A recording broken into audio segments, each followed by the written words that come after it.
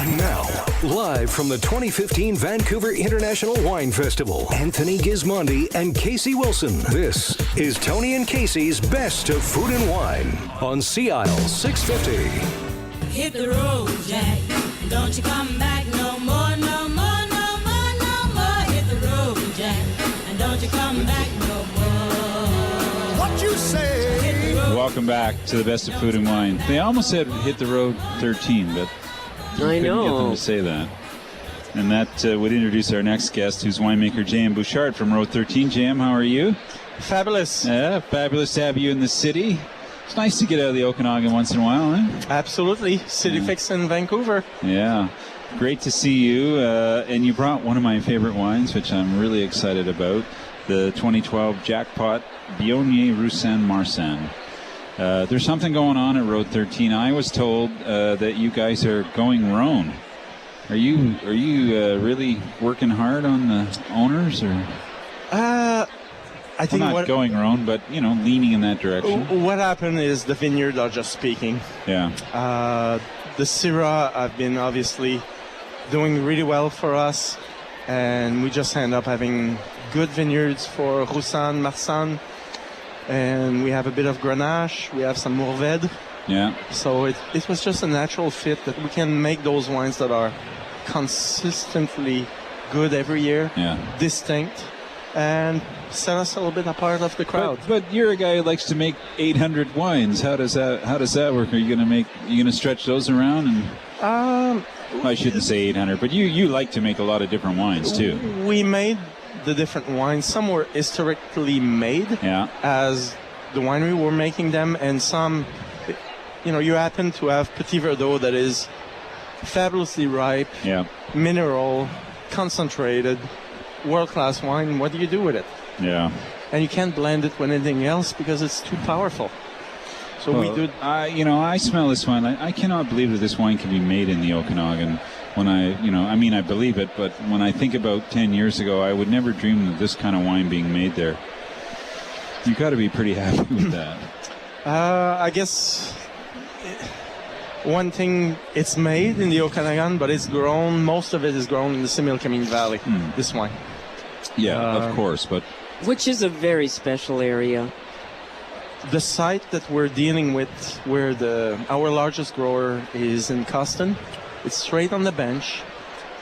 If you look west, it's about 30 kilometers long, the valley.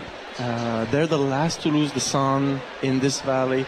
Straight on the mountain, beautiful silty soil. It's just a magical place. And a lot of organic farming in Similkameen. Yeah, the organic farming is coming from being a very windy place. You don't need to use pesticides against a lot of the insects. So it's a natural place that is easy to go towards the organic agriculture. And I think like most wines sometimes are accidental. I remember you telling a great story. You were there, you're in the region, and you were looking at that vineyard one night. It was just late at night, and the sun was still shining on, I think it was Cabernet Franc inside that vineyard, and you were so impressed with that. It happened in 2011. I picked up that vineyard really, really late, and I looked for Petit Verdot and Malbec. I couldn't find it, and they had it. Yeah. And this place just succeeds to ripen fruit as no other places can do. Will it sort of vacillate every year? I mean, I can see the blends 47, 38, 15, but it could go many different ways. Very good question. So I made the blend of this wine a year ago, roughly.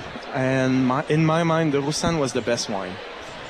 We could have made it 48% Roussanne. And when I start blending, 48% was the starting point. Then it was about how much Marsanne and how much Viognier. And I had a very good assistant winemaker at the time that just wake me up to say, it's not it. It's not a VRN.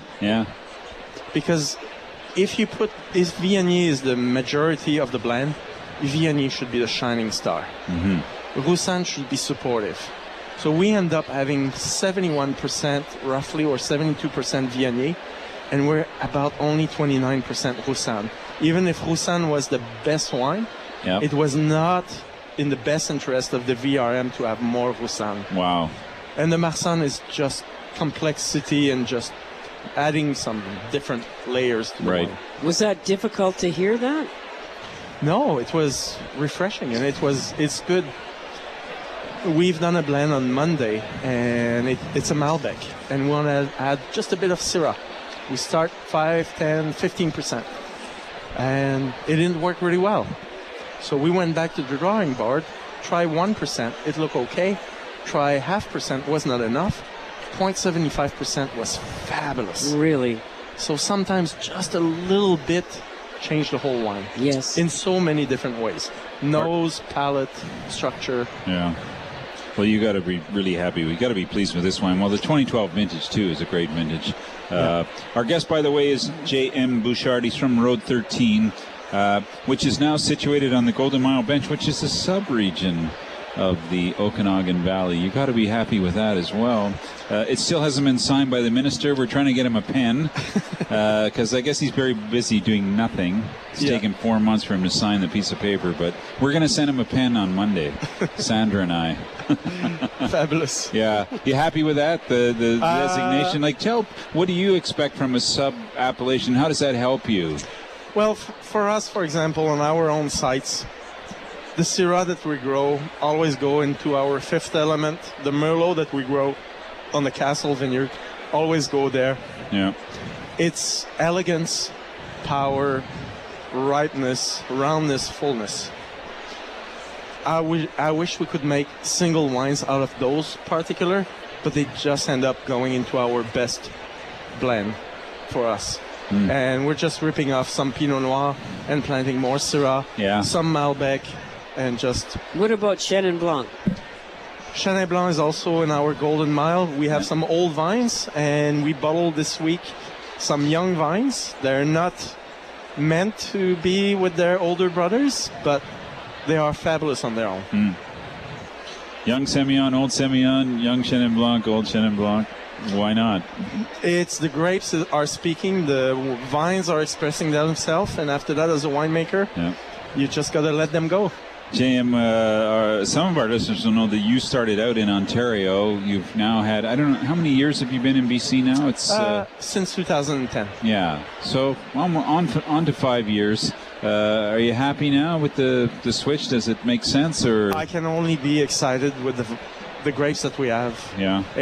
You're linked with the raw material, and having access to that, I think at Road 13, I'm blessed. Yeah.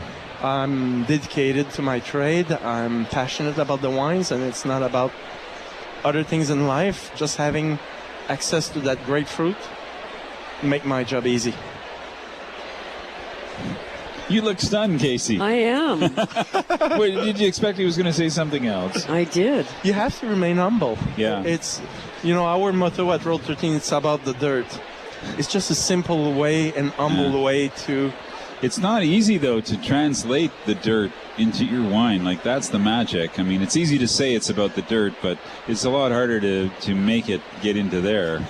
I think when you do blind tasting and you add access to 15, 18, 20 vineyards that come from different soil, and you see the good dirt and what it does to the wine, then you don't question anymore. So you're tasting blind? A lot of the wines you taste blind? I did. I eliminate the dirt that I don't like. I've been there since 2010. By 2013, the vineyards that I didn't like were less than 5%, and now it's 0%. We only buy from good soil, good vineyard, all the fruit, or we grow it our own. Mm-hmm. Well, you guys have done a great job down there. I mean, you have a vision and you're following. And I love the way that it's rolling out.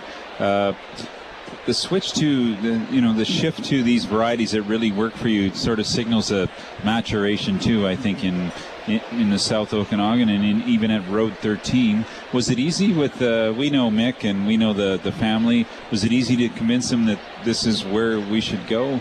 Well, they naturally like Pinot Noir. They naturally like Chardonnay. Yeah. And the Chardonnay site is good. The Pinot Noir less, and we're pulling it out. But Yeah, the Pinot Noir is good, but it'll never be great. So Exactly. You want to do... and when you grow something that you feel is great, Yeah, the choices are easy. yeah. And How much are you pulling out? we just go stage by stage, I see. just to make sure that it's a good business decision. In Yes. 5 years term, we can go in phase 2. It's going to be a 2-phase program.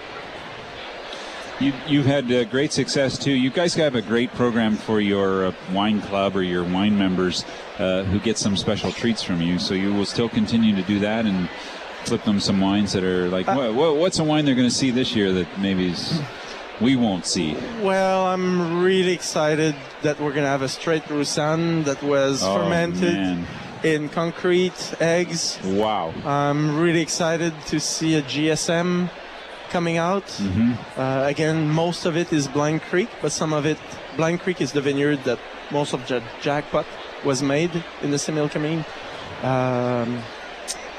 For me, one of our red wines that are the most excited remain the Syrah Mourvèdre. Just beautiful spice, complexity, food friendliness, concentration.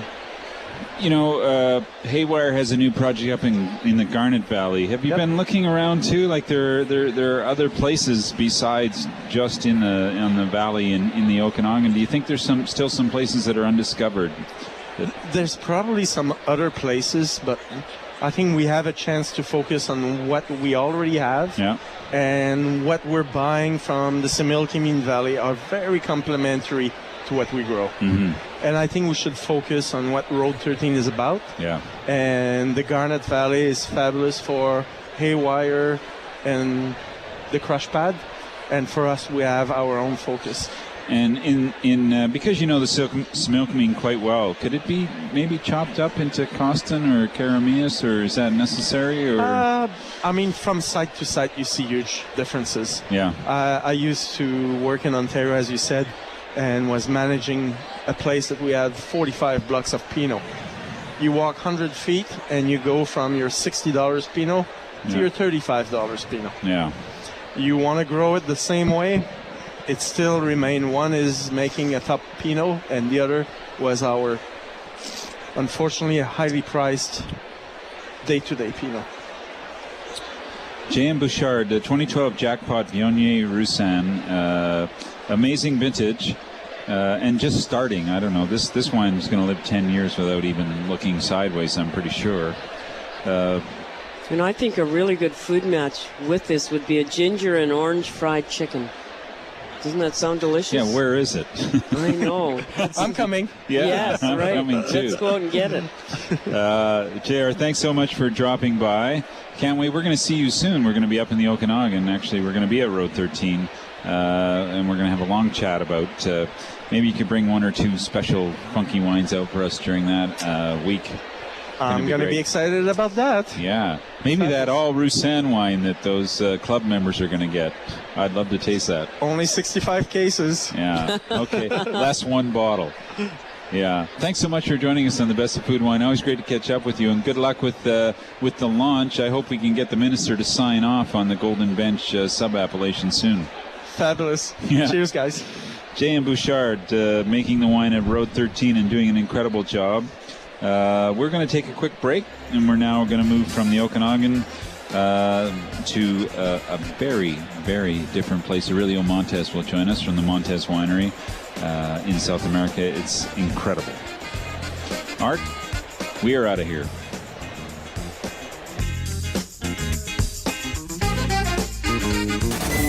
There's lots more still ahead. Live from the 2015 Vancouver International Wine Festival, this is Tony and Casey's Best of Food and Wine on Sea Isle 650.